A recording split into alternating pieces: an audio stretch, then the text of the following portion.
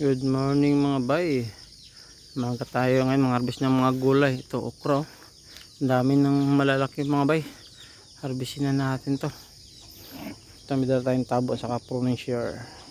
Ito na yung okra mga bay. At matataas na yung iba, oh.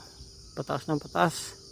Pero ito, hintayin na lang tayo mga bay. Pag gumulang na to, tatanim natin yan. Medyo marami yan. Tatlo yung natin pinagulan, tapos may dalawa pa doon mga bay na ganitong klase na okra, kaya ito yung papadamihin natin sa susunod. Dito na naman tayo sa pipino.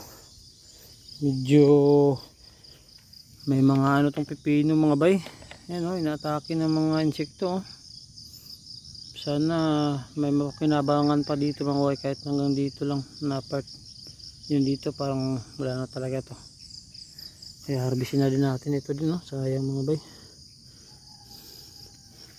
Medyo marami pa naman bunga, pero maga ko ngayon mga bay, nag harvest para pagkatapos mag-apply tayo ng spray. Ito mga bay hindi pa naman, kaya ngayon agapan natin yan, yung mga ganun. Kasi dito kasi yan sila mag-uumpisa mga bay, mga ganito ka laki, dyan yun sila atake, kaya kailangan natin applyan. Medyo marami na sanang bunga tong pipino namin, kaso yun nga, na-atake. Pero subukan natin sprayan ngayon. Ito wala na, inatake na ito mga bay. Ito hindi pa ito mga bay, hindi pa napasukan. Agapan natin yan. Saka ito rin mga bay, yan, hindi pa, kaya agapan natin ito ngayon pagkatapos natin mag-harvest. Harvestin na natin itong mga malalaki mga bay.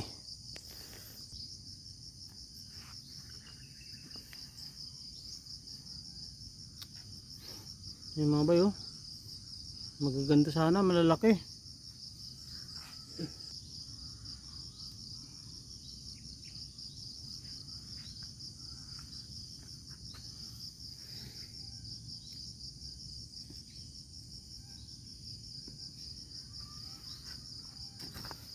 Yan mga bay, ito lang muna apat lang muna yung kinuha natin. Sitaw na naman mga bay.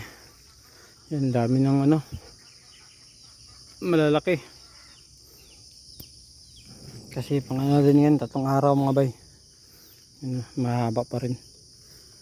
Medyo marami din nata ito ngayon. Ito na yung sitaw natin mga bay, medyo marami na naman tayo na-harvest ngayon. Ito na lahat mga bay, yan, sitaw, tapos okra, pipino. Inugasan ko na rin kasi nadalain ko yan kila mama. At yun lang mga bay, maraming salamat sa panonood. Ingat po tayo palagi.